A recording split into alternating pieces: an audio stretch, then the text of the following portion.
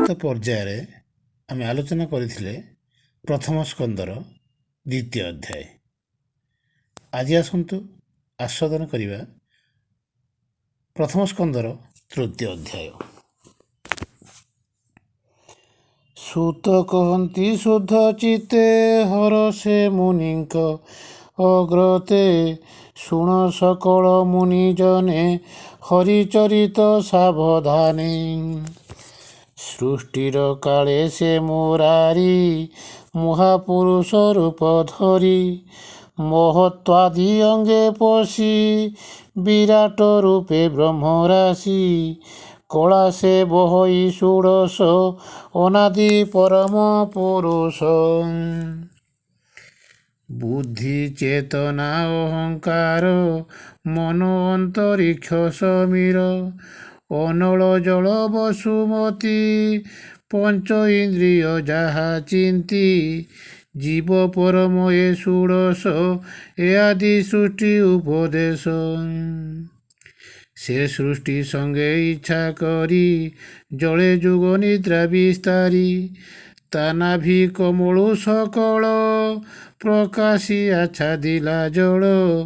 ବ୍ରହ୍ମା ହୋଇଲେ ତହୁଁ ଜାତ ସେ ପ୍ରଜାପତିଙ୍କର ନାଥ।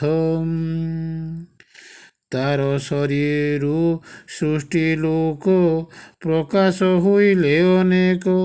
ସେ ଶୁଦ୍ଧ ତତ୍ତ୍ୱ ବିଶ୍ୱରୂପ ଯାର ଭିଆଣ ମହାକଳ୍ପ। ଅନେକ ଚକ୍ଷୁ ଦ୍ୱାରେ ଭରି ସେ ବିଶ୍ୱରୂପ ବ୍ରହ୍ମଚାରୀ। ସହସ୍ର ପାଦ ଉରୁଭୁଜ ଶିର ବଦନ ନାସା ତେଜ। ସହସ୍ର ଲୋଚନ ଶ୍ରବଣ ବସନ କୁଣ୍ଡଳ ଭୂଷଣ। ମଣିକୁଣ୍ଡଳ ଝଟକନ୍ତି ଦିଶନ୍ତି ଅତି ରୂପ କ୍ରାନ୍ତି।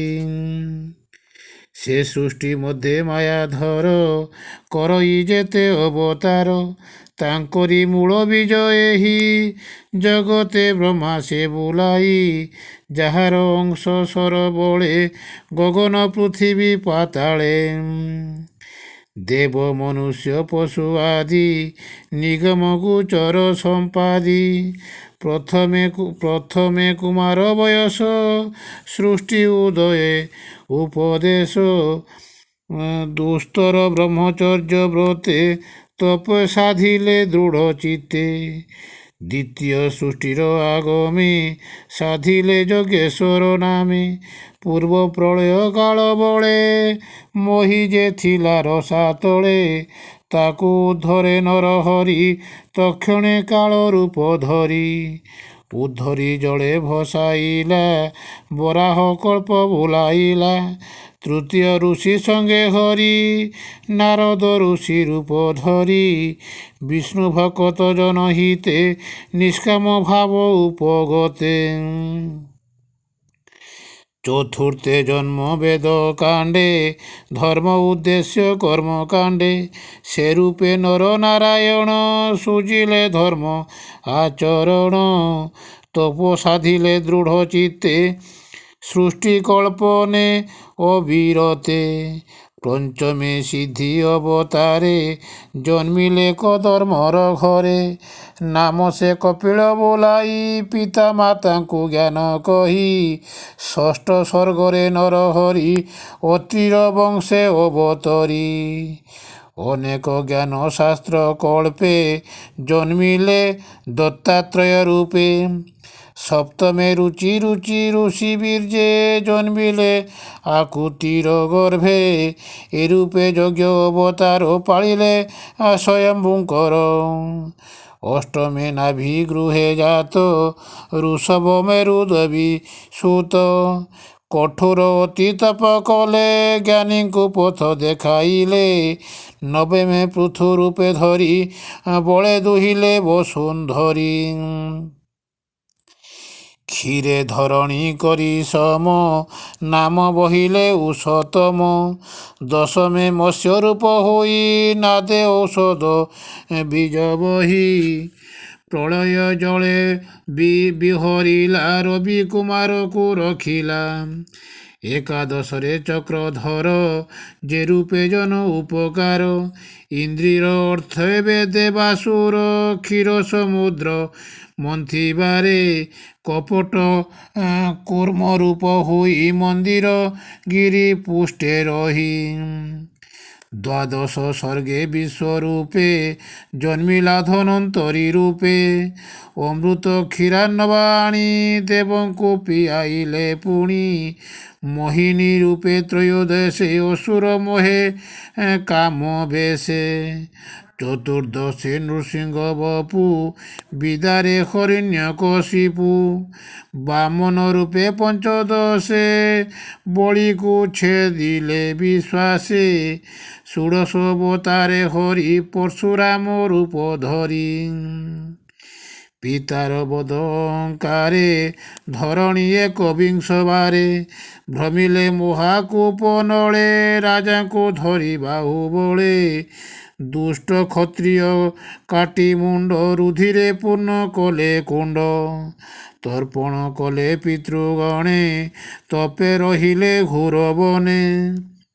ସପ୍ତଦଶରେ ସୁର କାର୍ଯ୍ୟେ ଜନ୍ମିଲେ ପରାଶର ବୀର୍ଯ୍ୟେ। ନୃଗମ ବୃକ୍ଷ ଥିଲା ଏକା ବିଚାରି କଲା ଶତ ଶାଖା। ପ୍ରାଣୀଙ୍କ ଦେଖି ଅଳ୍ପ ବୁଦ୍ଧି ଯେ ଧର୍ମ ସଂସାର ପ୍ରସିଦ୍ଧି। ସେ ପୁଣି ଦିବାକର ବଂଶେ ଶ୍ରୀରାମଚନ୍ଦ୍ର ଅଷ୍ଟାଦଶେ। ଜଳଧି ବାନ୍ଧି ସୀତା ଛଳେ ଲଙ୍କା ଧ୍ୱଂସିଲେ ଭୁଜ ବଳେ। ରାବଣ ମାରି ଦେବ କାର୍ଯ୍ୟେ ଧର୍ମ ସ୍ଥାପିଲେ ଏହୁ ରାଜ୍ୟେ। ଊନବିଂଶତି ରୂପେ ଧରି ଯାଦବ ବଂଶେ ଅବତରି। କୃଷ୍ଣ ଶରୀର ରାମ ତୁଲେ ଅବନୀ ଭାରା ନିବାରିଲେ। କଳି ଆଗମେ ଭାବଗ୍ରାହୀ ପାଷାଣ୍ଡ ଜନ ମନ ମୋହି।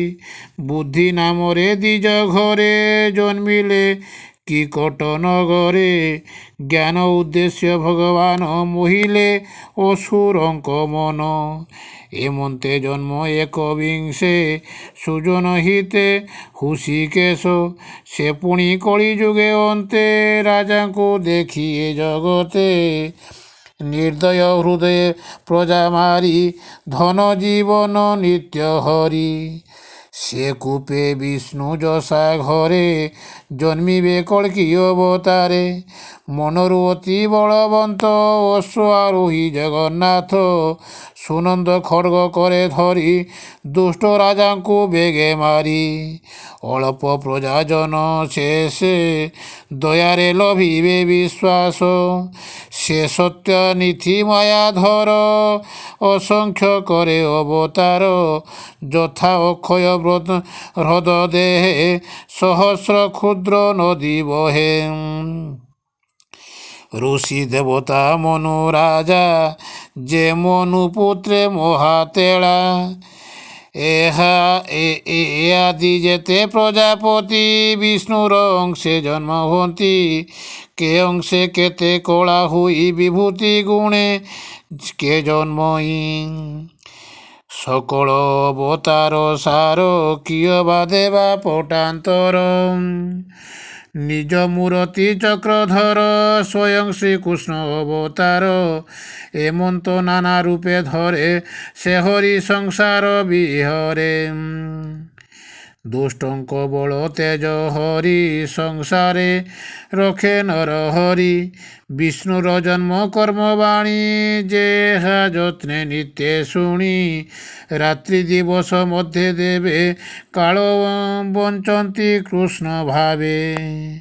ସେ ଦୁଃଖ ସଙ୍କଟୁ ତରନ୍ତି ଜନ୍ମ ମରଣେ ନାହିଁ ଭ୍ରାନ୍ତି। ବିଷ୍ଣୁ ଜନ୍ମଇ ଜନହିତେ ଏମନ୍ତେ ନାନା ରୂପେ ଯେତେ। ସ୍ୱଭାବେ ରୂପ ଯାର ନାହିଁ ନିର୍ଲୁପ ନିରଞ୍ଜନ ସେହି। ମାୟାର ଗୁଣେ ବିଚରିତ ମହତ ଆଦିରୁ ସମ୍ଭୂତ। ଯେସନେ ମେଘ ଶୂନ୍ୟ ଥାଇ ଗଗନେ ଧୂଳି ଯେ ଉଡ଼ଇ। ତାହାଙ୍କୁ ଦୃଷ୍ଟି ଊର୍ଦ୍ଧ୍ୱେ ଦେଖି ଯେ ସତ୍ୟ ପ୍ରାୟ ଉପଲକ୍ଷୀ। ତାହାକୁ ବୋଲି ଜ୍ଞାନୀହୀନ ଏବେ ହୋ ଶୁଣ ମୁନିଜନ। ସ୍ୱଭାବେ ଦୃଶ୍ୟ ବନ ନୁହେଁ ଗୁଣ ଆବୁରି ଦେହ ବହେ। ଏଣୁ ଏ ଜୀବ ରୂପ ବହି ଜନ୍ମ ମରଣ ପଥେ ଥାଇ।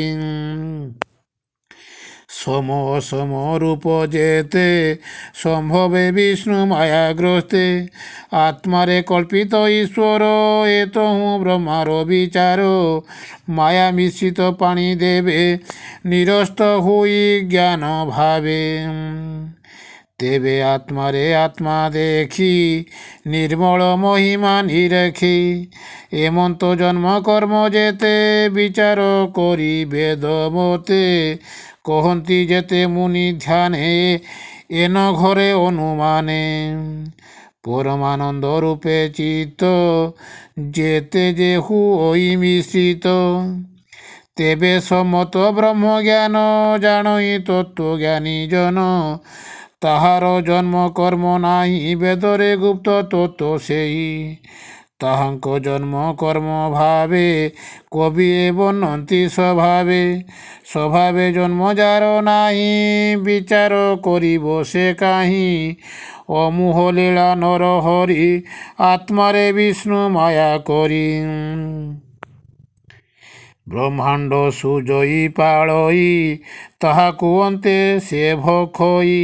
ପ୍ରାଣୀଙ୍କ ମଧ୍ୟରେ ଆତ୍ମା ତନ୍ତ୍ରେ ଷଡ୍ଗ ବର୍ଗେ ଭୋଗ କରେ ନିତ୍ୟେ। ଏଣୁ ଈଶ୍ୱର ସେ ବୁଲାଇ କିସ ଉପମା ଦେବି ମୁହିଁ। ଈଶ୍ୱର ଲୀଳା କର୍ମ ଯେତେ କେ ଜାଣିପାରେ ତର୍କ ମତେ।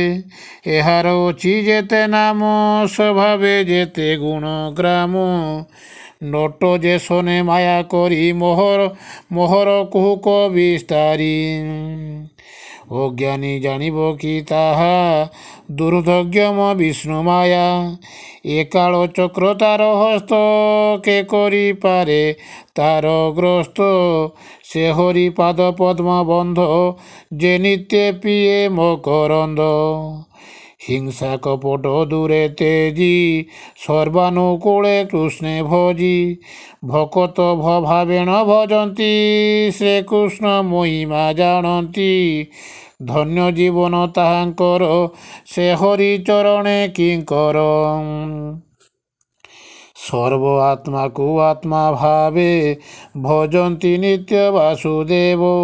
ଏମନ୍ତ ଭାବେ ଯେ ଭଜଇ ଏ ମାୟା ତାକୁ ନ ଲାଗଇ।